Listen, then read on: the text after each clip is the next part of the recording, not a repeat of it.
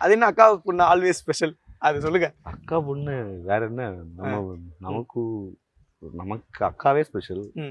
அக்காவுக்கு ஒரு பொண்ணு இருக்கும்போது நமக்கு முதல் பொண்ணு மாதிரி தானே. ஸோ அது இது நான் பெருசாக குழந்தைங்கள்கிட்ட பெருசாக க்ளோஸாக இருந்ததே கிடையாது, அப்படி பழக்கமும் இல்லை. ஆனால் அக்காவுக்கு ஒரு குழந்தை வந்தோடனே நமக்கு இப்படி மாதிரி எப்படா தூக்குறது, எப்படா வளர்றது, தோல் மேலே தூக்கி வச்சுட்டு போகிறது, அவள் பண்ணுற சின்ன சின்ன சேட்டைகள், அது மாதிரி அழகாக இருக்கு. அக்கா பொண்ணு இருக்கிறது அழகுதான். அதில் என்ன ஸ்பெஷல்னா அக்கா பொண்ணாலே ஸ்பெஷல். அதில் மாமான்னு கூப்பிட்ற அழகுலண்ணா, இந்த வாடா போடான்னு சொல்லி கூப்பிடுறது, பேர் சொல்லி அவள் வேற இங்கிலீஷ் தான் நிறையா பேசுவா.